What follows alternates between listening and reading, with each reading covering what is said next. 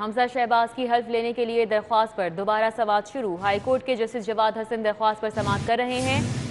नौ मुंतखब वज़ीर आला हमजा शहबाज के वकील ने दलाइल शुरू कर दिए हैं।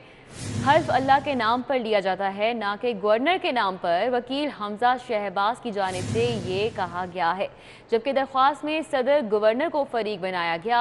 जस्टिस जवाद हसन की जानिब से कहा गया, जिस पर वकील हमजा शहबाज ने कहा कि सदर गवर्नर को फरीक बनाने की ज़रूरत नहीं थी। पहली दूसरी दरख्वास्त में केस में किसको फरीक बनाया, अदालत की जानिब से ये इस्तफसार किया गया। जस्टिस जवाद हसन ने रिमार्क्स किए कि आपने गवर्नर को फरीक तो बनाया ही नहीं है, गवर्नर को फरीक नहीं बनाया जा सकता। वकील हमजा शहबाज ने यह कहा, इस्तदा है कि अदालती हुक्म पर अमल दरामद को यकीनी बनाया जाए। जस्टिस जवाद हसन की जानिब से ये रिमार्क्स दिए गए हैं। तो हमजा शहबाज की हल्फ लेने के लिए दरख्वास्त पर दोबारा से समाअत शुरू हो चुकी है। हाईकोर्ट के जस्टिस जवाद हसन दरख्वास्त पर समाअत कर रहे हैं। नौ मुंतखब वज़ीर आला हमजा शहबाज के वकील ने दलाइल शुरू कर दिए हैं। हल्फ अल्लाह के नाम पर लिया जाता है और ना कि गवर्नर के नाम पर। वकील हमजा शहबाज की जानिब से ये कहा गया, जिस पर जस्टिस जवाद हसन ने कहा कि दरख्वास्त में सदर और गवर्नर को फरीक बनाया गया है। सदर गवर्नर को फरीक बनाने की ज़रूरत नहीं थी।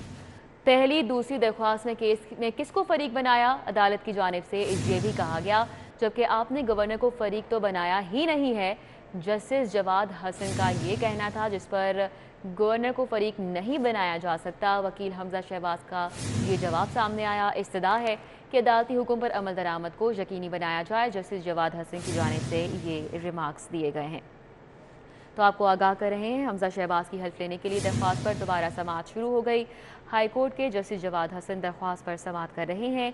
नौ मुंतखब वज़ीर आला हमजा शहबाज के वकील ने दलाइल शुरू कर दिए हैं। इस वक्त समाअत जारी है और वकील की जानिब से ये दलाइल दिए गए कि गवर्नर आइन के तहत नौ मुंतखब वज़ीर आला से हल्फ नहीं ले रहे हैं। हाईकोर्ट की हिदायत के बावजूद गवर्नर ने हल्फ नहीं लिया है। आज जुम्मतुल विदा है, नमाज की अदायगी के लिए जा रहा था। जस्टिस जवाद हसन ने इस मौके पर ये कहा।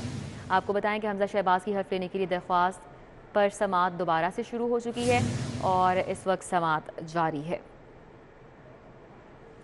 सदर गवर्नर को फरीक बनाने की ज़रूरत नहीं थी। वकील हमजा शहबाज की जानिब से इस मौके पर ये दलाइल दिए गए हैं।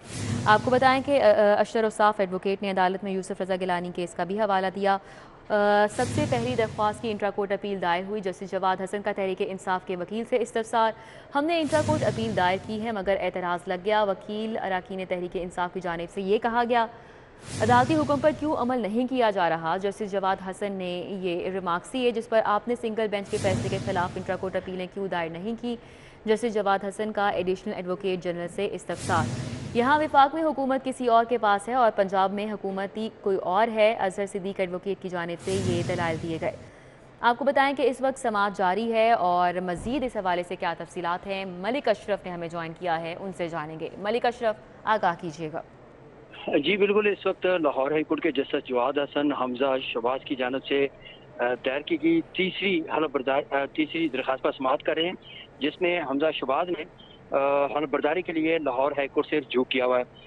इस वक्त कमरा अदालत में जो हमजा शहबाज के वकील हैं वो दलाल दे रहे हैं और इसके साथ साथ पीटीआई और काबली के वकील भी कमरा अदालत में मौजूद हैं।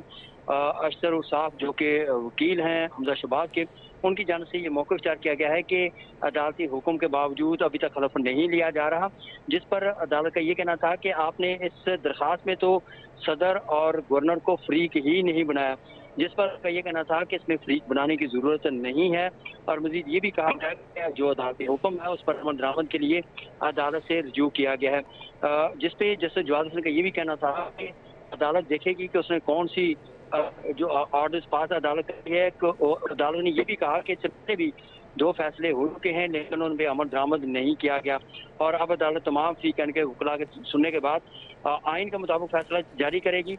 और इस वक्त कमरा अदालत में वकला जो है अपना मौक़िफ़ पेश कर रहे हैं। जी, मौक़िफ़ पेश कर रहे हैं इस वक्त कमरा अदालत में। बहुत शुक्रिया मलिक अशरफ, हमारे साथ थे, अपडेट कर रहे थे। अभी आगे बढ़ेंगे, आपको बताएं अफसरान ही मौजूद नहीं तो काम कैसे चलेगा। नई हुकूमत के आते ही सेफ सिटीज़ की अहम सीटें पुर करने का फैसला किया गया है। सेफ सिटीज़ के एमडी की सीट के लिए 7 अफसरान की दरख्वास्तें, एडिशनल आईजी जुल्फ़िकार हमीद, फारूक मजहर, एहसान सादिक शामिल हैं। और कौन कौन से नाम शामिल हैं, अली साही का रुख कर लेते हैं, उनसे जान लेते हैं। अली साही, बताइएगा। जी रिजा, बिल्कुल सेफ सिटीज अथॉरिटी की आला जो सीटें हैं वो पिछले कई अरसा दराज से खाली हैं, जिसकी वजह से सेफ सिटीज को इंतजामी और दीगर जो अमूर हैं वो निपटाने में मुश्किलात का सामना है। सेफ सिटी के सरबराह की सीट आईजी पंजाब के तैनाती के बाद खाली थी, तो इस पर अब जब से नई हुकूमत आई है तब से इस पर तैनातियों का अमल शुरू कर दिया गया है और दरख्वास्तें मांगी गई थी, जिसमें 3 एडिशनल आईजीज और 4 डीआईजीज की जानब से एमडी की सीट के लिए दरख्वास्तें दी हैं, जिनका जल्द इंटरव्यू करके तैनाती की जाएगी। चीफ ऑपरेटिंग अफसर और चीफ एडमिन अफसर की सीट के लिए भी दरख्वास्तें मांगी गई हैं, उस पर भी तैनातियां की जाएंगी। जबकि दीगर जो टेक्निकल सीटें खाली थी उन पर भी आईजी पंजाब की जानब से गुज़श्ता हफ्ते इंटरव्यू किए गए हैं, वहाँ पर भी तैनातियां की गई थी। लेकिन ये तमाम जो मामलात हैं, जब पिछले की गवर्नमेंट खत्म हुई है उसके बाद इसमें तेजी आई है और नई हुकूमत के आने तक ये तमाम पोस्टिंग्स जो खाली सीटें थी उनको पुर कर लिया जाएगा। बहुत शुक्रिया अली साहिब।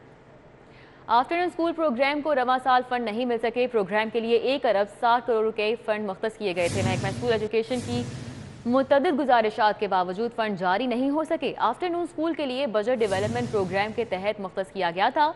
3 माह गुजर गए मगर बजट नहीं दिया गया। महकमा स्कूल एजुकेशन की जानिब से कहा जा रहा है, हुक्काम का कहना है कि बजट ना मिलने से प्रोग्राम इंतजामी तौर पर मुतासिर हो रहा है। असातिज़ा को तनख्वाहें देने के लिए भी बजट इस वक्त मौजूद नहीं है। आफ्टरनून स्कूल प्रोग्राम को रवा साल फंड नहीं मिल सके। प्रोग्राम के लिए 1 अरब 60 करोड़ के फंड मुख्तस किए गए थे।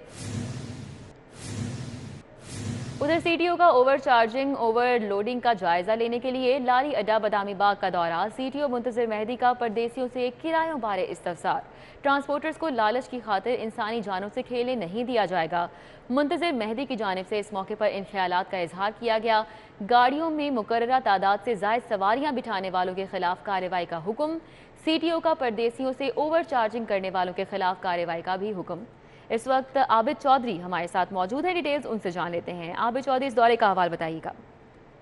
ईद की आमद है और परदेशियों की बड़ी तादाद जो है वो ईद अपनों में मनाने के लिए इस वक्त लारी अड्डा पहुँच गई है, जहाँ पर देखने में आ रहा है कि ट्रांसपोर्टर्स की जानिब से किराए जो है वो खुद सादा तौर पर बढ़ा दिए जाते हैं और उसके साथ साथ जो रेट लिस्ट है उसको भी अवैधा नहीं किया जाता है, जिसके बाद परदेशियों को परेशानी का सामना करना पड़ता है। लेकिन सीटीओ मुंतज़िर मेहदी हैं जो कि इस वक्त लारी अड्डा पहुँचे हैं, जिनका कहना है कि मुख्तलिफ स्टैंड पर पहुँच कर रेट लिस्ट को चेक किया गया है। इनसे जानते हैं कि जो कार्रवाइयाँ की जा रही हैं ट्रैफिक पुलिस की जानिब से 10,000 टीमें भी बनाई गई हैं, उनकी जानिब से ट्रांसपोर्टर्स के खिलाफ क्या कार्रवाई की जाए? देखिए, हमने आज ये काम शुरू किया है और हम जो आने वाले दिन हैं 2-3 इसमें मुसाफिरों का रश बढ़ेगा और इसी तरह से हमारी कार्रवाइयाँ भी बढ़ेंगी। अभी हम एक सॉर्ट ऑफ वार्निंग ही दे रहे हैं, लेकिन वो जो बिल्कुल ही जिन्होंने बेड़ा गर्क किया हुआ था उनके खिलाफ हमने 10 FIR सो फar दर्ज की हैं और प्रोग्राम भी यही है कि हम ओवर चार्जिंग और ओवरलोडिंग करने वाली जो गाड़ियाँ हैं जो मुसाफिरों के साथ चीटिंग कर रही हैं उनको हम थानों में बंद करेंगे और उनके खिलाफ FIR दर्ज करें। बिल्कुल, सीटीओ के इस वाले से कहना है कि शहर के मुख्तलिफ मकामात पर जहाँ पर बस स्टैंड मौजूद हैं वहाँ पर 10 से ज़ायद ट्रैफिक पुलिस की टीमें जो हैं वो तश्कील दी गई हैं ताकि ओवर चार्जिंग का खात्मा किया जा सके, ट्रांसपोर्टर्स के खिलाफ कार्रवाई की जा सके। ठीक है, बहुत शुक्रिया।